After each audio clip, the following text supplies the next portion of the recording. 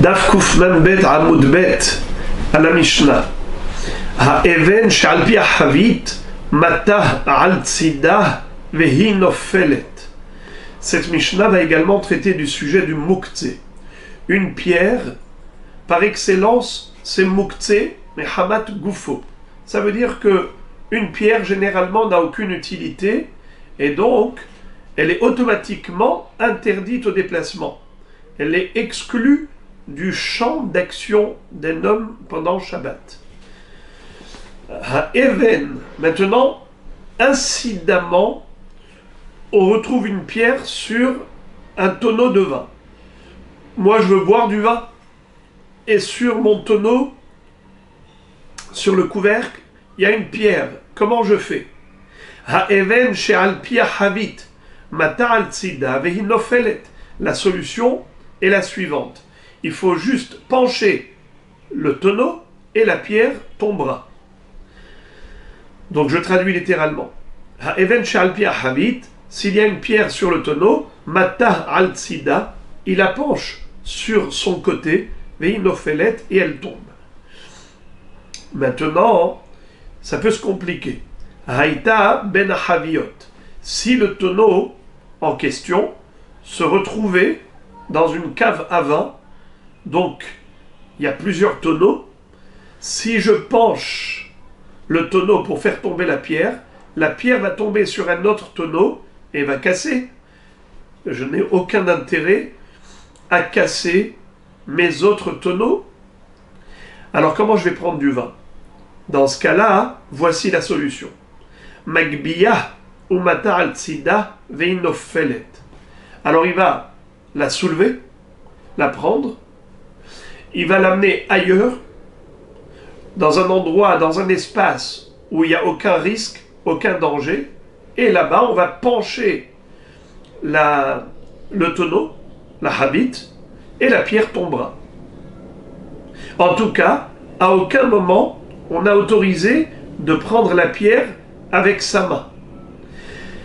Alors, si on résume, on a trois hypothèses. Soit prendre la pierre elle-même avec sa main, soit prendre le tonneau, le soulever avec la pierre dessus et ensuite pencher le tonneau et faire tomber la pierre, soit ne pas bouger du tout le tonneau, c'est-à-dire ne pas le déplacer du tout. Je le laisse sur place, juste je le bascule pour faire tomber la pierre qui est dessus. En effet, on a trois niveaux. Le muktzeh lui-même, c'est la pierre. À aucun moment on a autorisé de prendre la pierre avec sa main. Donc c'est toujours ce qu'on appelle tiltul minatzad, déplacer le muktzeh indirectement. La pierre, on va la basculer indirectement. Mais deux possibilités. Soit je soulève le tonneau avec la pierre dessus, donc j'ai ma mâche soulevée, soit j'ai juste penché le tonneau et je fais tomber la pierre. À défaut de la possibilité du glat kasher, alors on est tolérant et on permet de soulever. C'est-à-dire, de préférence, il ne faut pas soulever le tonneau, parce que quand tu soulèves le tonneau, tu soulèves la pierre. Qu'est-ce qu'il faut faire? Juste pencher le tonneau pour faire tomber la pierre. Mais à défaut de cette possibilité, parce qu'il y a un risque de casser les autres tonneaux qui sont dans la cave, alors là, comme je n'ai pas le choix, Hachamim m'ont autorisé de soulever carrément le tonneau, d'aller là où on peut, et là on penche le tonneau pour faire tomber la pierre. Deuxième halakha qui est similaire, qui est en fait un cas similaire. Marot she'alakar. Qu'est-ce que ça veut dire marot she'alakar? De l'argent qu'il y a sur l'oreiller, sur le couchage. Menaher et akar ve'em noflot.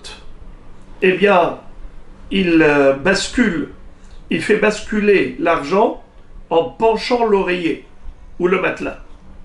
Ve'em noflot. Comme ça, il fera tomber l'argent. Donc c'est un cas similaire. Alors pourquoi est-ce qu'on avait besoin des deux cas? A priori, ça revient à dire la même chose. Alors, il y a ceux qui pensent que la pierre, on aurait pu imaginer que ce n'est pas mouktsé, car elle peut être assimilée au couvercle. La pierre, elle renforce le couvercle. Alors, peut-être que ce serait permis de la prendre. Elle n'est pas mouktsé. Peut-être qu'elle est considérée comme le couvercle. C'est ça ce qu'on te donne comme chidouche. De te dire que non, ce n'est pas assimilé au tonneau. Donc, pas seulement l'argent, pas seulement la pierre, non seulement la pierre, mais même l'argent, c'est assaut.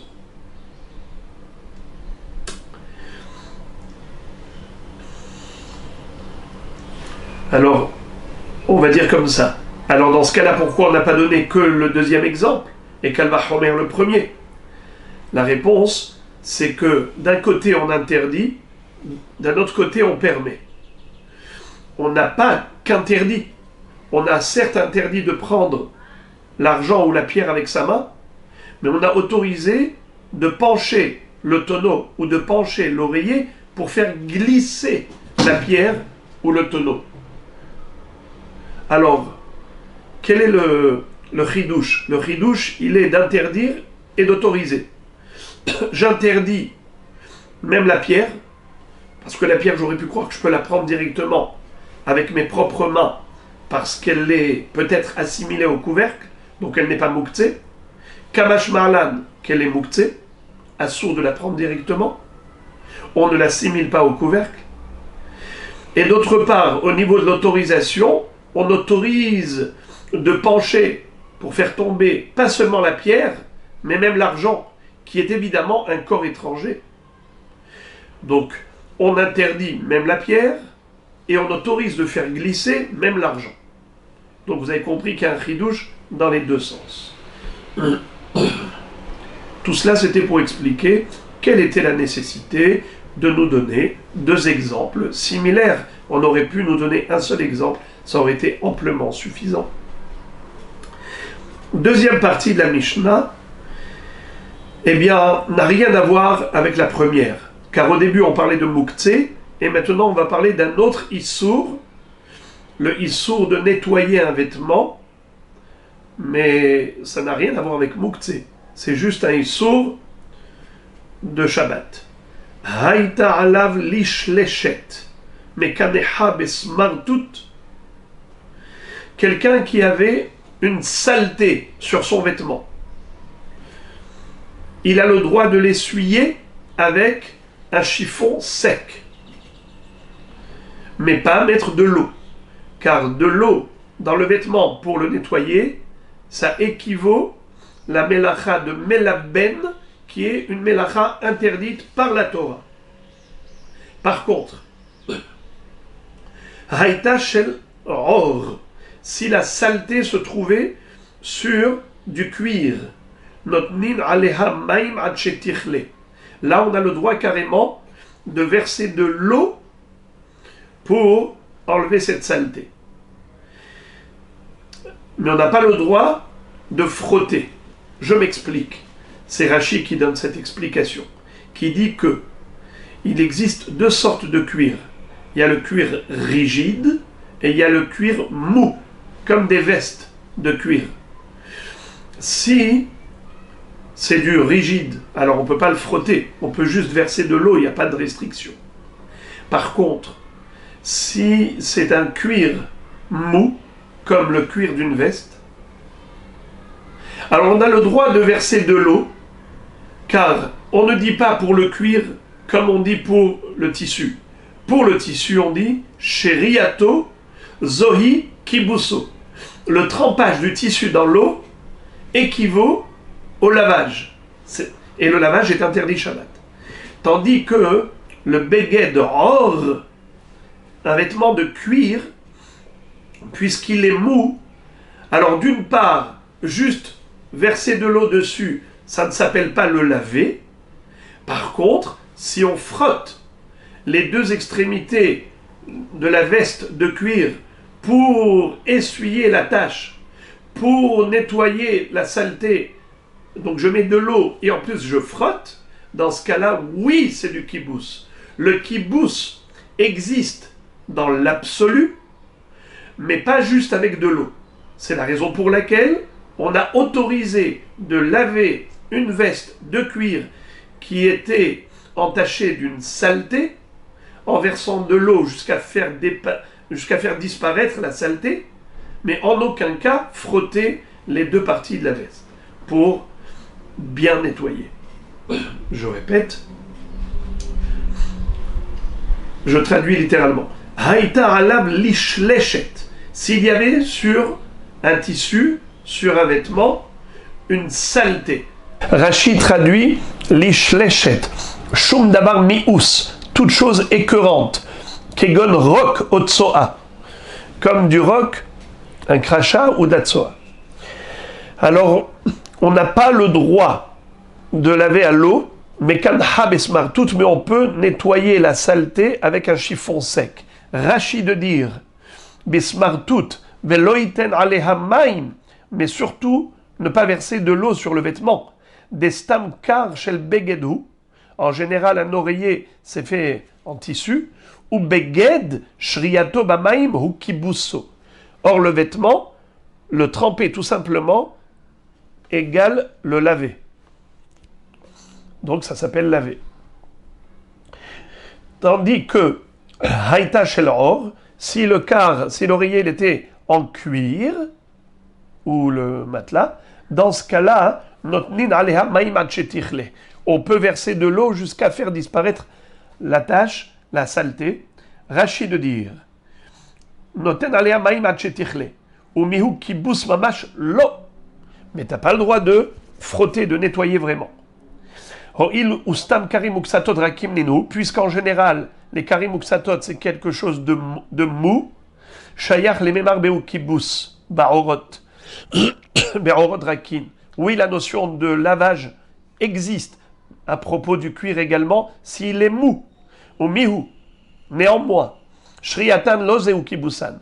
Si je mouille juste avec de l'eau, ça ne s'appelle pas laver. C'est seulement si j'ai frotté en plus. Vechen meforach bizvachim. Et Rashi nous renvoie à cette référence, Masechet Zvachim. Gemara. Amar Ravuna Amarav, lo shanu ela beshocheyach. Aval bemaniach naasa bassis ledavara asur. Rav Huna, au nom de Rav, rebondit sur ce qu'on a dit au début de la Mishnah. On a dit que si on avait une pierre qui était posée sur un tonneau de vin, et je veux me servir du vin pendant Shabbat, il est autorisé de pencher le tonneau de vin. Mais je n'ai pas le droit de prendre la pierre. Juste la faire glisser en penchant le tonneau. Mais si, carrément, le tonneau se trouve bloqué, coincé, dans un endroit où je ne peux pas le pencher, sinon je vais casser les autres tonneaux, alors j'aurai le droit de le soulever et de l'emmener ailleurs. Attention, nous dit Ravuna, c'est seulement Beshocheyah, si on avait oublié la pierre là-bas avant Shabbat, sur le tonneau. Aval Bemaniyah, mais si on avait posé la pierre sur le tonneau intentionnellement, ça veut dire qu'on voulait que cette pierre soit posée là-bas pour Shabbat, alors je n'aurai pas le droit de pencher le tonneau pour faire glisser la pierre.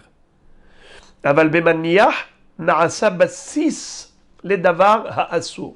Le tonneau deviendrait lui-même muktzeh, car il est la base, le bassis, le support du muktzeh.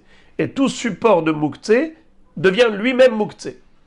Donc tout ce que la Mishnah a autorisé, c'est uniquement dans le cas de maniyah, mais dans le cas de shocheyah, quelqu'un qui a oublié la pierre là-bas. Mais s'il avait été maniyah avec l'intention que ça reste là-bas Shabbat, bevadai ou bevadai, assour.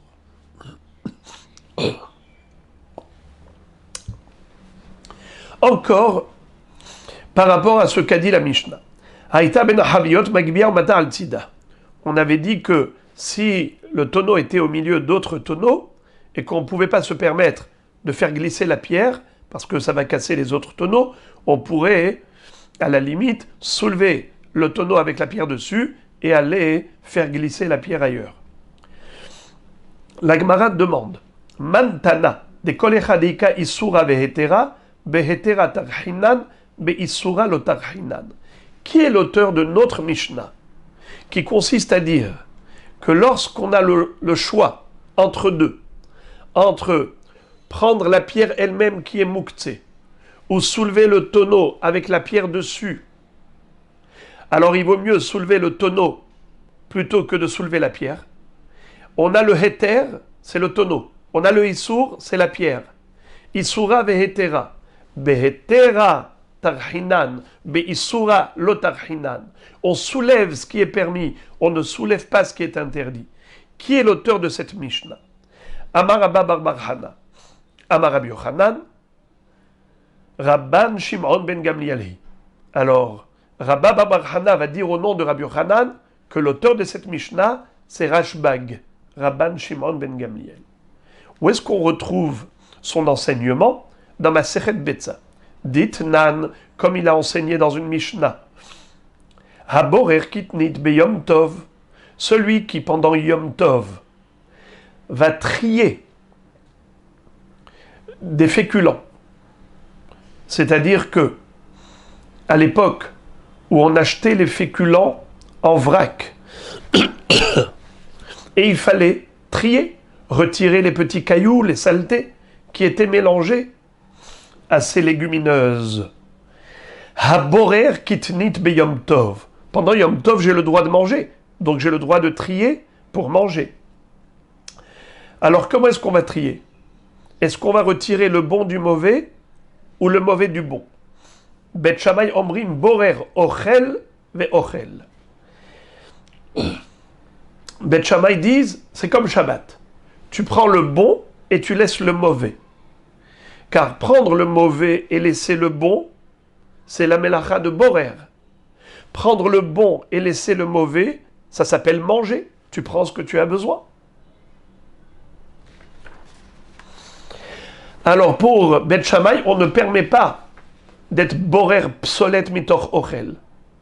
On ne peut pas retirer le mauvais du bon. Il faut prendre le bon et laisser le mauvais. Comment Bet Shammai s'est exprimé en hébreu? Borer ochel ve ochel. Alors les amis, ici il faut introduire entre parenthèses la notion du dikduk.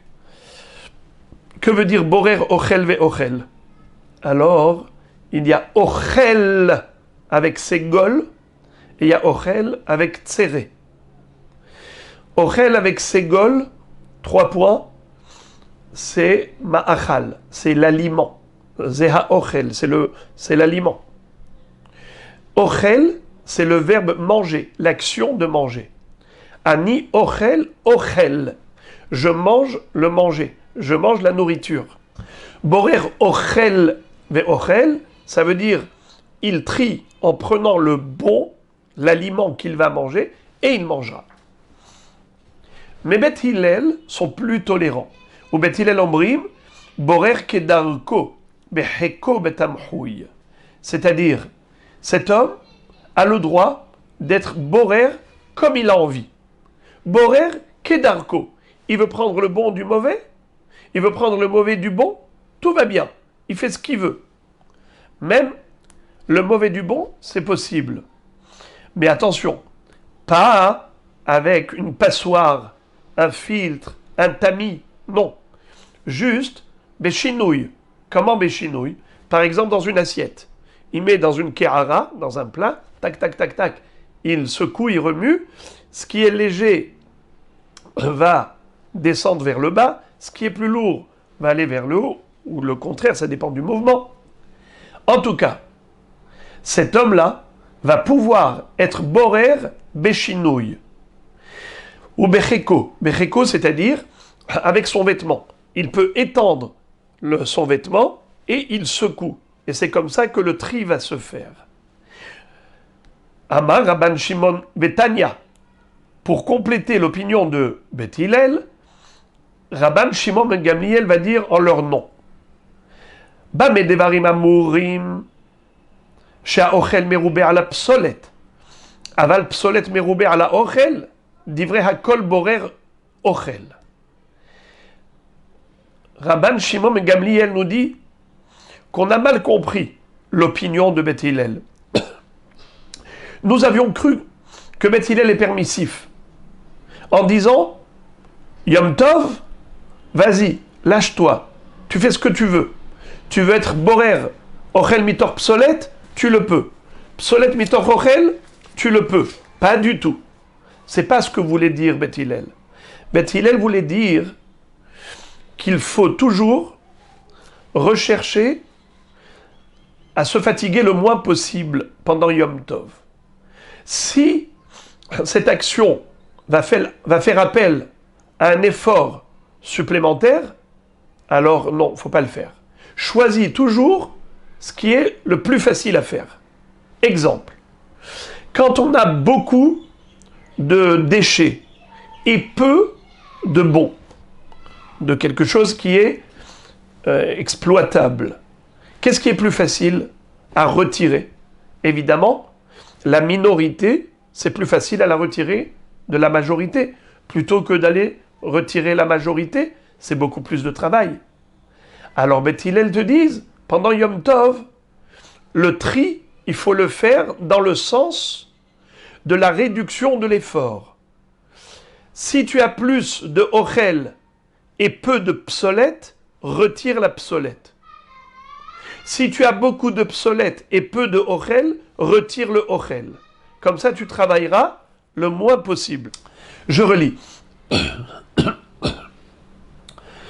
Amar Rabban Shimon ben Gamliel ba medevarim amurim shehaochel merubeh ala psolet. Aval psolet merubah ala ochel, divrei hakol borer ochel. Au cas où il y a plus de psolète que de ochel, puisque le ochel est minoritaire, c'est plus facile de le retirer. Même Beth Hillel sont d'accord avec Beth Shammai d'interdire de retirer la psolète. Là, on t'impose à retirer le ochel qui est minoritaire. Alors regardez maintenant la comparaison que la Gemara va faire entre les deux sujets. A priori, ça n'a aucun rapport, et pourtant la Gemara trouve une bonne raison de cette comparaison. Elle dit comme ça. Ve'ha-ha-ha de ki ochel merubeh ala psolet dami. Ici, dans l'histoire de la pierre sur le tonneau de vin, qu'est-ce que tu me proposes comme solution? Tu me dis la pierre c'est mouktsé. Alors qu'est-ce que tu fais? Tu me proposes de soulever tout le tonneau, de l'emmener ailleurs, de le pencher, de faire glisser la pierre. Waouh! Il aurait été beaucoup plus facile de prendre juste la pierre et de la retirer. De toutes les façons, tu soulèves. Tu te fatigues. Et Rashbag lui-même a dit que quoi? Qu'il faut chercher la facilité et non pas la difficulté. Alors pourquoi est-ce qu'ici on a cherché midi à 14h? Pourquoi est-ce qu'ici on te dit, pour le havit chez l'yain, où il y a une pierre dessus, soulève la havit, emmène-la ailleurs, penche-la, fais glisser la pierre. Eh bien, autant te permettre de prendre la pierre des Zéou. C'est exactement comme retirer le psolet mitor ochel. Quand on a dit ochel merubeh à la psolet, s'il y a plus de ochel que de psolet, alors on te dit cherche la facilité. Bien qu'en général, on interdit de retirer le mauvais du bon. Mais là, on te le permet. Réponse. Hachanami, kevan debael mishkal, lo mishtekile, yain adeshakila, ki psolet meruba la ochel dami. La Gemara a trouvé la sortie de secours. Elle dit comme ça.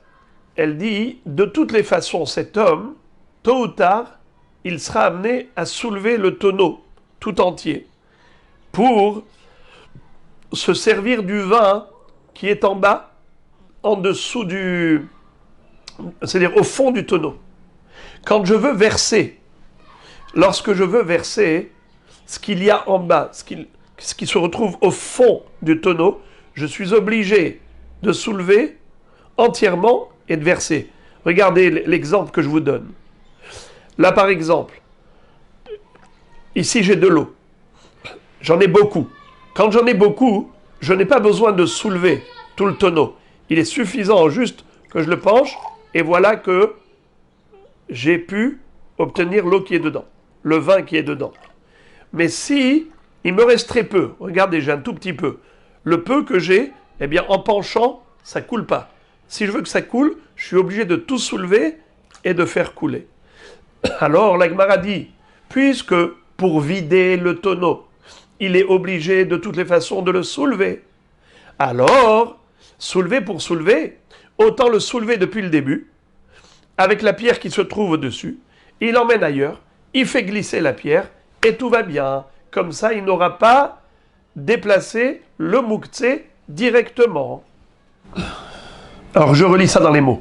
Hachanami, là également, kevan de iba'el mishkal, lo mishtakel yain adeshakil là, si il veut, iba'e, s'il veut, les mishkal, prendre le vin qui se trouve au fond du tonneau, lo mishtakel yain, il ne pourra pas prendre le vin qui est au fond du tonneau, adeshakil, jusqu'à ce qu'il le soulève entièrement, le tonneau, qui psolet meruba ala ochel dami. Eh bien, ça ressemble justement au cas où on a beaucoup de psolètes et peu de ochel. Alors là, on nous impose de faire beheter velo beisour, de prendre le ochel et de laisser la psolète.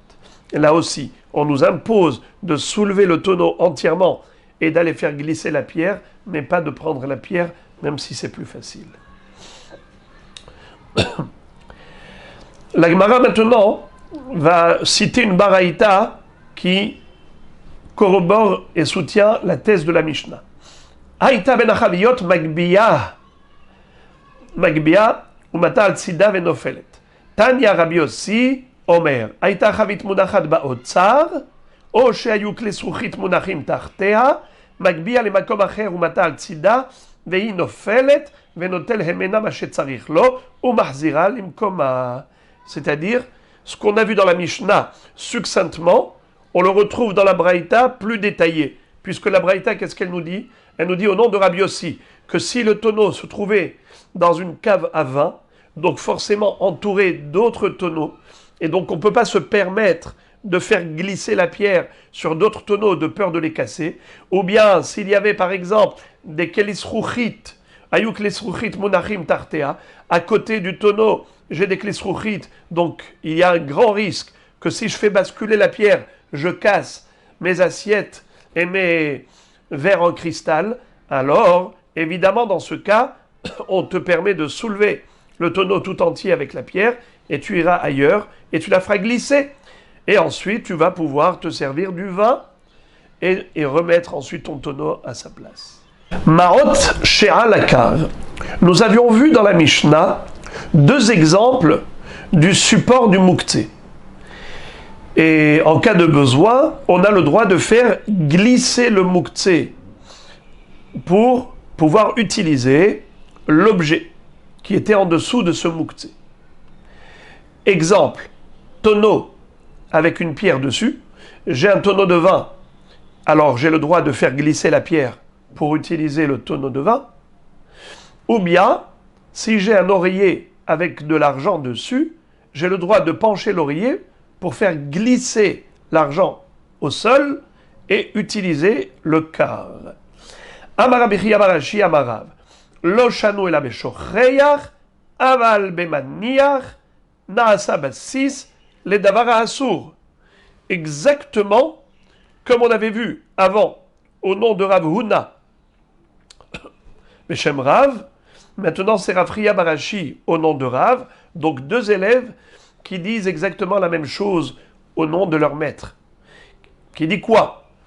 Que cette autorisation de faire glisser le mouktsé, c'est uniquement au cas où, avant Shabbat, on avait oublié le mouktsé sur ce support. Mais si c'était fait intentionnellement, alors dans ce cas-là, on n'a plus le droit de faire glisser. Pourquoi? Étant donné que le support devient lui-même mouktsé, ce qu'on appelle bassis ledavar ha'asur. La base du mouktsé devient mouktsé.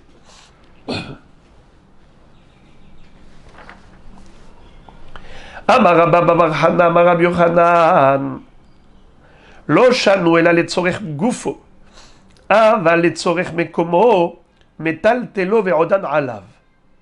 וכן תנה, חיה ברב מדיפתי, לא שנו אלא לצורך גופו, אבל לצורך מקומו מטלטלן ועודן עליו.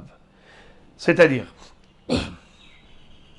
nous avions dit dans la Mishnah que pour utiliser l'oreiller, il est suffisant de faire glisser l'argent en penchant l'oreiller pour faire basculer les pièces qu'il y a dessus. Quel est le din si j'ai besoin carrément de l'endroit, de l'emplacement du quart, là où se trouve l'oreiller avec l'argent, j'ai besoin de cet endroit. Alors dans ce cas-là, j'ai le droit de soulever carrément le quart et de l'emmener ailleurs. Attention, évidemment, au cas où on n'avait pas posé l'argent avec l'intention de laisser l'argent là-bas pendant Shabbat. On l'a oublié là-bas. Donc le quart, c'est-à-dire l'oreiller, n'était pas considéré bassis, les davara assour. Il y a du issour dessus, mais lui-même, il ne devient pas mouktsé. Alors j'ai le droit de faire glisser l'argent si j'ai besoin de l'oreiller. Mais si j'ai besoin de la place de l'oreiller, alors dans ce cas-là, on ne permet pas, on n'interdit pas, excusez-moi, on n'interdit pas de soulever la totalité. Tu peux prendre l'oreiller avec l'argent qu'il y a dessus, tu l'emmènes ailleurs et tu utilises la place. C'est exactement comme on avait vu pour un tonneau de vin et j'ai besoin du tonneau, j'ai besoin du vin et je ne peux pas faire glisser parce qu'il y a des tonneaux autour, je vais les casser avec cette pierre, j'ai le droit de tout soulever, d'emmener ailleurs et de faire glisser la pierre ailleurs. Maintenant, la Gemara revient à ce din de la Mishnah. On a dit que s'il y avait de l'argent sur l'oreiller, et tu as besoin de l'oreiller, tu peux faire glisser l'argent. Alors Rabbi Oshaya nous enseigne. Shachach arneke b'hatzer maniach aleha kikar otinok ou metaltela. Puisque nous voyons qu'il y a des ouvertures, il n'y a pas que des interdictions. Il y a des solutions pour chaque chose. Comme on a dit, tu as besoin de l'oreiller, c'est vrai qu'il y a de l'argent dessus, eh bien tu as le droit de faire glisser. Pareillement, si je vois que dans le Hatzer, dans la cour qui est Reshut HaYachid, j'ai le droit de transporter là-bas, mais dans cette cour-là, il y a plusieurs colocataires copropriétaires, eh bien, moi j'ai oublié avant Shabbat ma mallette. Et dans ma mallette, il y avait dedans tous mes papiers, il y avait dedans beaucoup d'argent, et maintenant, ça c'est mouktsé. Le problème c'est que si je laisse dans la cour de la résidence commune, eh bien, après Shabbat, je risque de ne plus rien trouver. Y a-t-il une solution? Réponse oui. Rabbi Oshaya nous dit, Shachach arneke b'hatzer. Quelqu'un qui a oublié une pochette d'argent, ce qu'on appelle en hébreu un arnak. Maniach aleha kikarotinok, il peut déposer sur le arnak un pain ou un bébé, ou metaltela, il soulève la pochette d'argent avec le pain qu'il y a dessus, pour considérer que la pochette d'argent, c'est comme un plateau pour soulever le pain. Donc désormais, on a annexé la pochette d'argent au pain. Le pain, tu as le droit de soulever, eh bien tu as le droit de soulever le plateau qui est en dessous. En l'occurrence, le plateau, c'est le arnak. Ou bien tu mets un bébé. Ce arnak-là, cette pochette, ça va servir comme d'oreiller pour soulever un bébé. Voilà l'astuce. Amar Avitzrak, Shachach levena b'hatzer, maniach alea kikar otinok ou metaltela.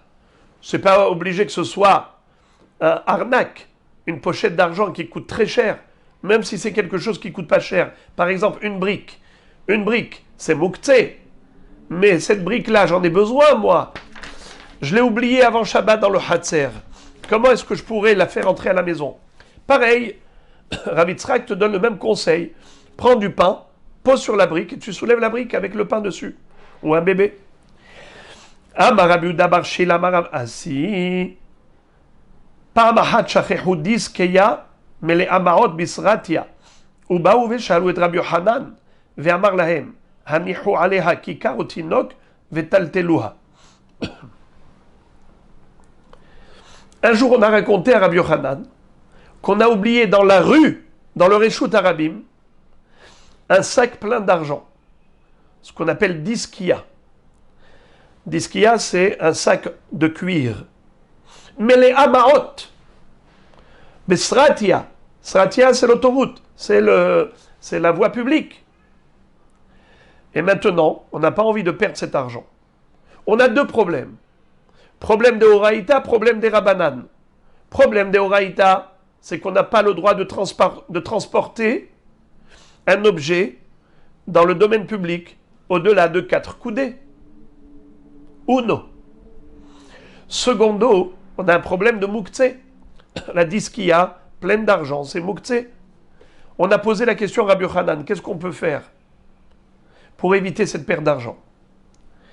Il leur a dit, je vais commencer d'abord par le Mouktsé. Ce que vous allez faire, prenez du pain ou un bébé, mettez sur la diskia. C'est plus facile d'avoir un bébé dans le Reshut Harabim, un tinok, que d'avoir un pain qui était déjà là-bas. Alors, il leur a dit, mettez dessus un objet qui n'est pas mouktsé. Deuxièmement, le transport de cette pochette d'argent, vous allez faire de manière astucieuse. Comment? Eh bien, en faisant pachot pachot me'arba amot. Comment pachot me'arba amot? Vous faites 3 coudées, vous vous arrêtez. 3 coudées, vous arrêtez. 3 coudées, vous arrêtez.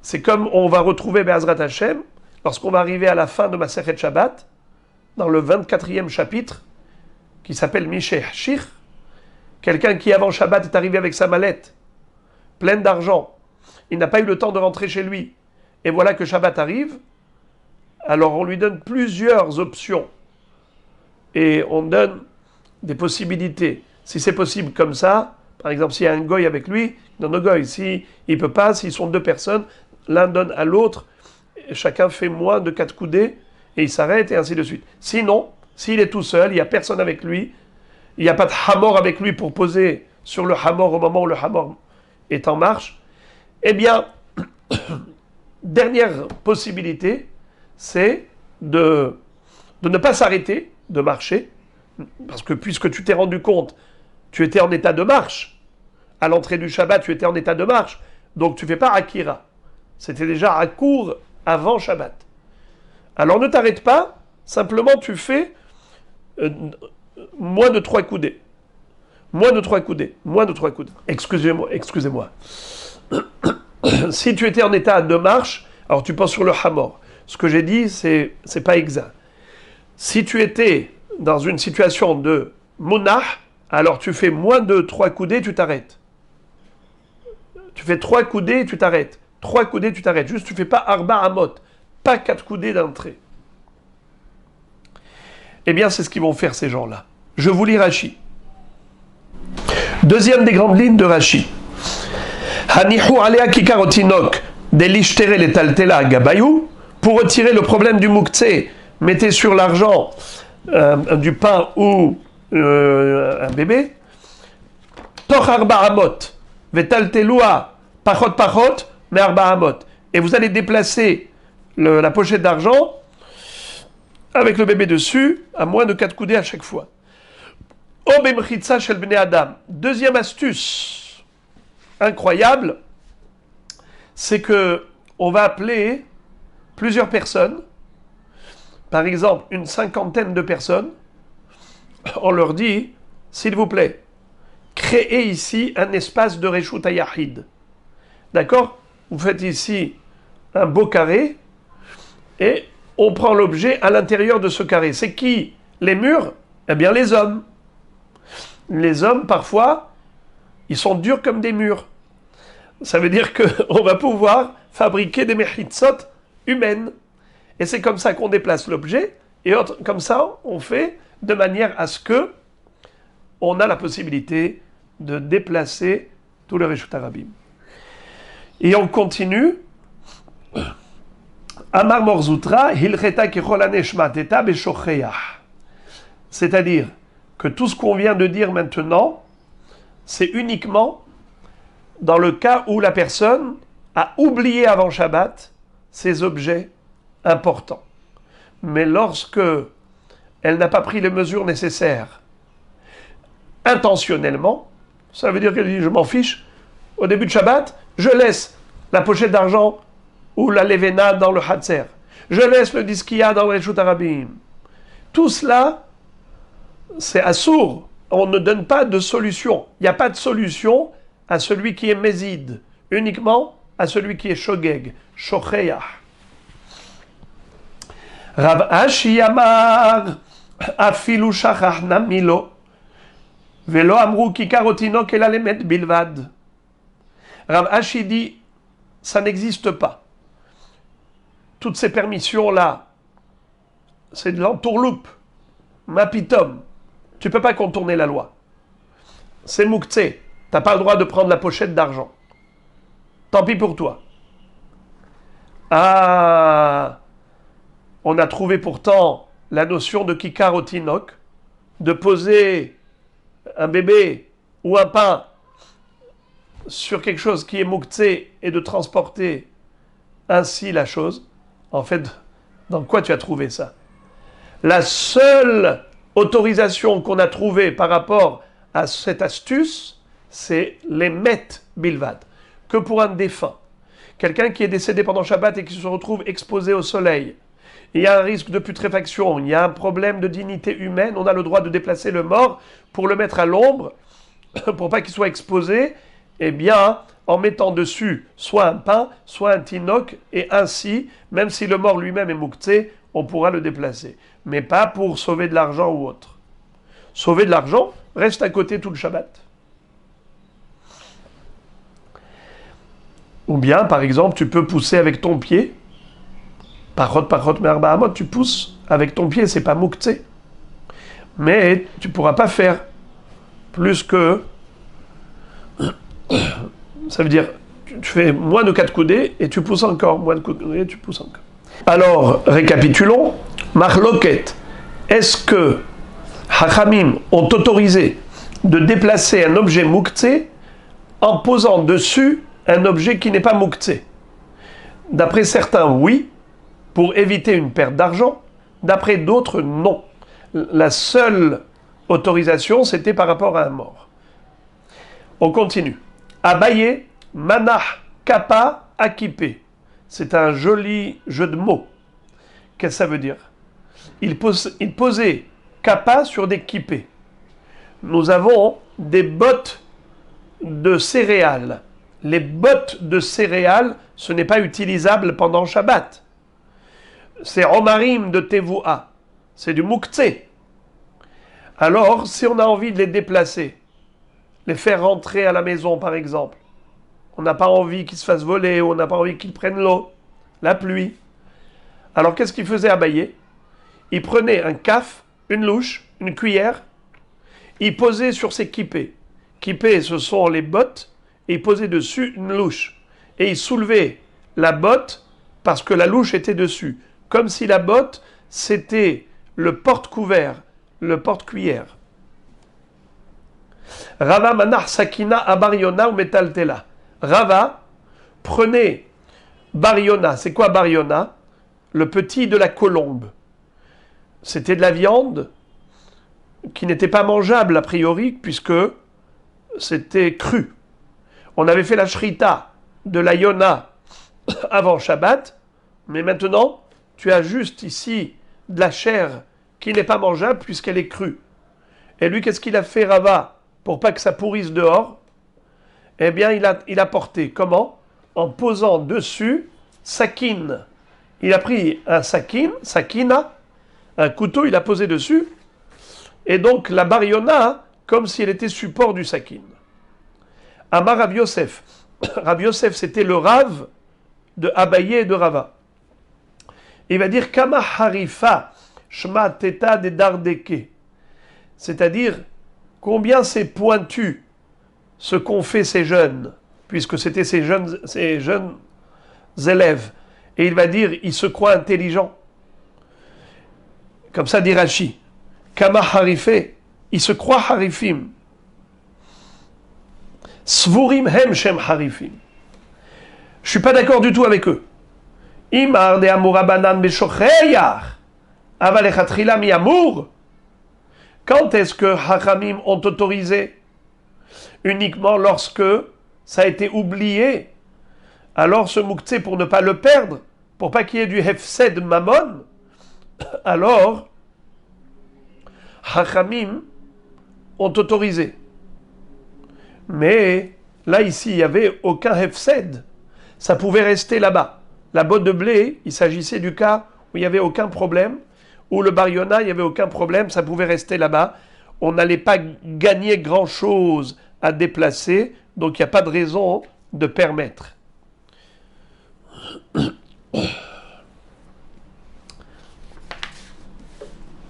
Amar Abaye, ilav de Adam Hashuv Ana, Kappa, Akipe Lamali. Ha-hazou le misga'alayu. Amar Rava, Ana, ilav de Adam Hashuv Ana, Sakina Bariona Lamali, Ha-hazele umtsa. Qu'est-ce que ça veut dire? En réalité, on est d'accord avec notre Rav Yosef. Sa critique, elle est fondée.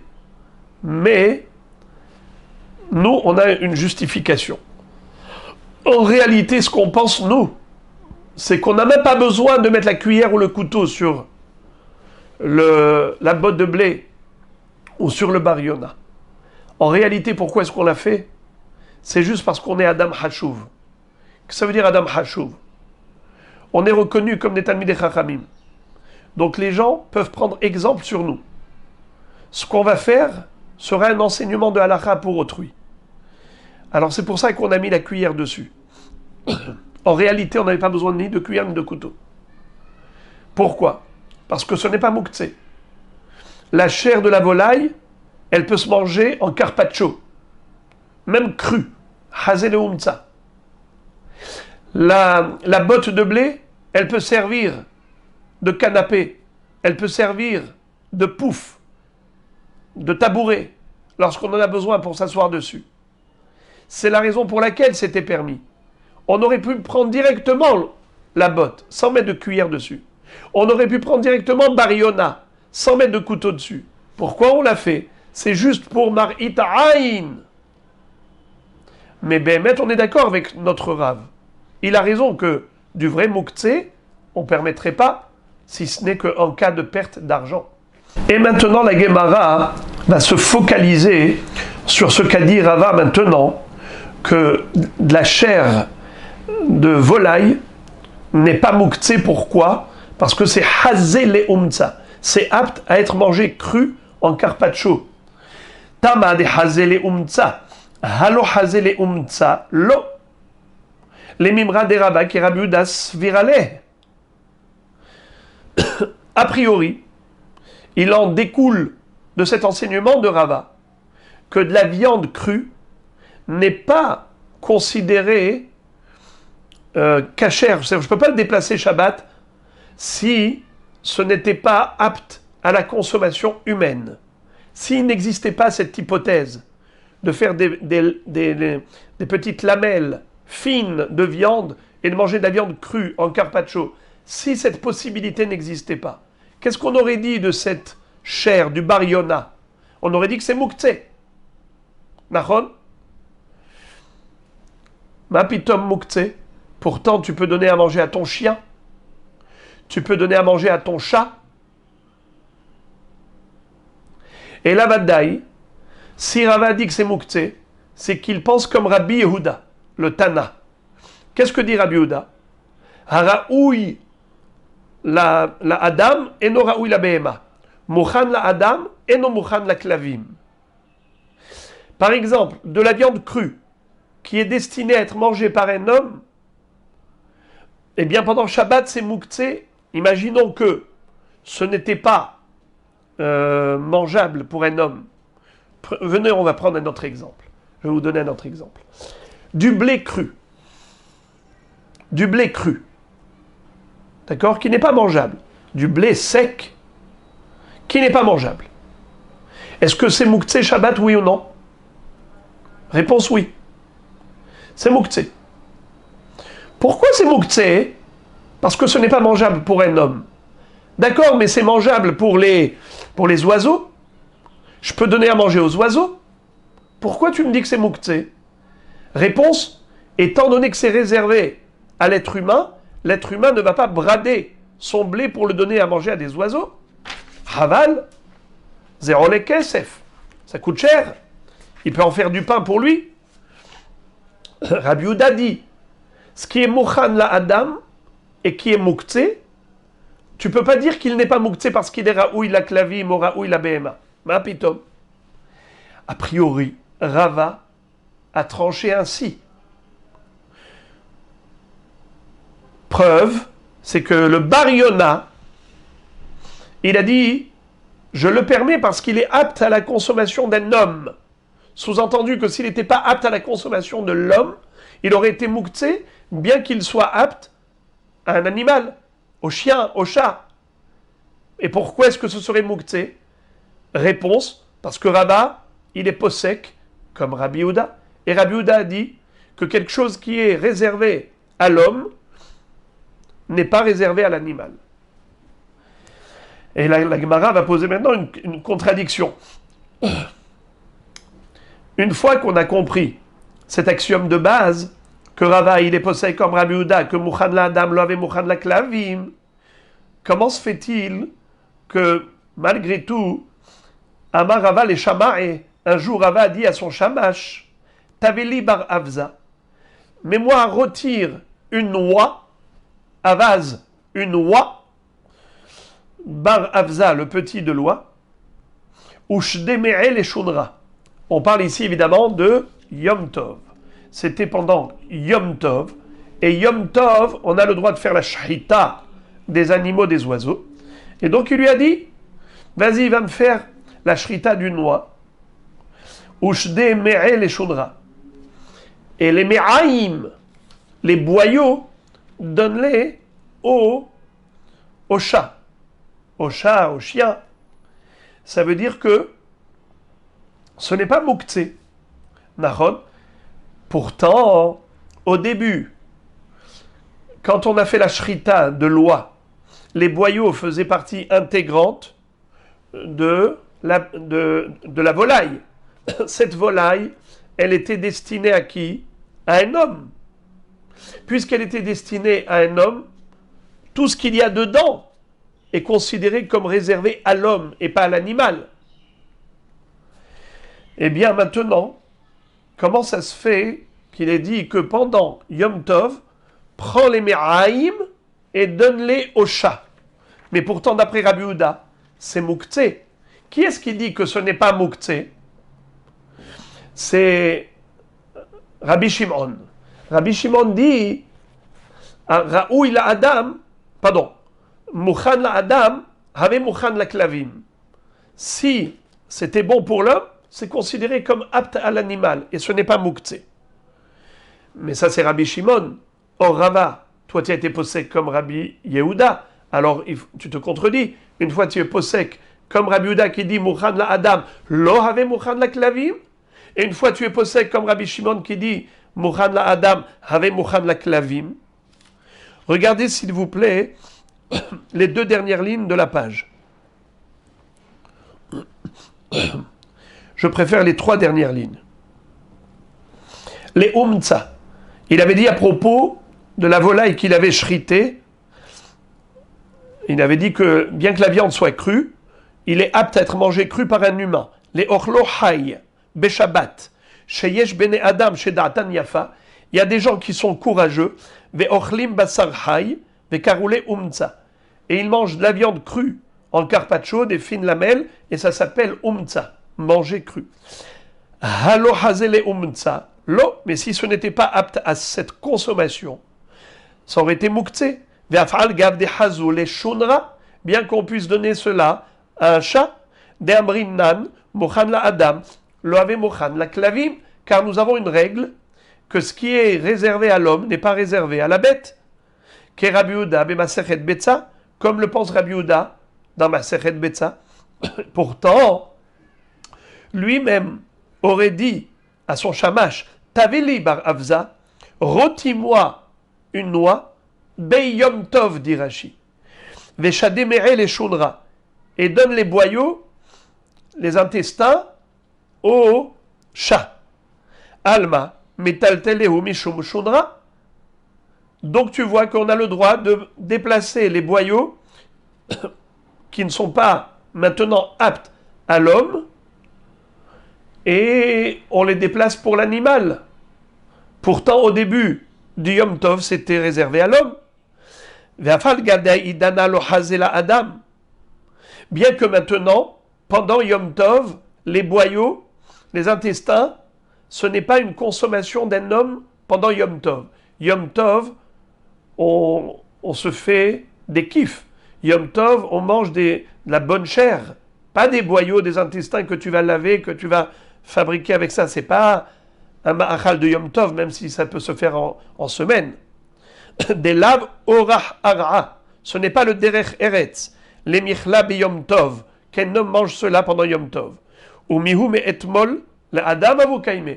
Et pourtant, la veille de Yom Tov, à l'entrée du Yom Tov, lorsque les entrailles faisaient partie intégrante de la volaille, ce n'était pas encore réservé à l'animal. Et pourtant, pendant Yom Tov, quand il a fait la shrita, il dit, c'est pas grave, tu peux prendre ces boyaux et donne-les à l'animal. Mais c'est trop tard, puisque à l'entrée du Shabbat, ce n'était pas réservé à l'animal. Réponse. Hataam kevan de masrah da'ter il avait mais etmol. Qu'est-ce que ça veut dire? Étant donné que l'homme qui savait, qui avait le projet de manger la volaille loi pendant Yom Tov, il s'est dit, pendant Yom Tov, je ne vais pas manger des boyaux, je ne vais pas manger des intestins, je ne vais rien faire avec pendant Yom Tov. Alors quoi, je vais attendre Motsai Yom Tov? Motsai Yom Tov, ça va pourrir. Alors quoi, je vais les jeter? Haval. Donc depuis le début de Yom Tov, il avait un double programme de faire la shrita de loi pour retirer loi et la manger et donner au klavim, donner au chat les intestins. Et ça faisait partie de son projet. Et de ce fait, ça ne s'appelle pas que Ra'ou ila Adam, lo Ra'ou ila Behema. C'était destiné à la Behema depuis le début de Yom Tov. Regardez Rashi. Premier Rashi de Kouf Mem Gimel. Mais etmol da'ater il l'avait les shunra. Ou ben hashemashot nami mukhan la Behema haya. Ben hashemashot c'était déjà réservé à l'animal. Et la Gemara enfonce le clou.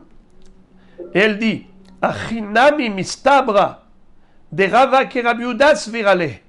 Oui, c'est sûr et certain que Rava était posek la halacha, comme Rabbi Yehuda, et non pas comme Rabbi Shimon, à propos de cette histoire-là. Pourquoi? De darash Rava isha lotikanes le beta'etzim litol mehem oud. Ve'oud shenishbar biyom tov asur le'asiko.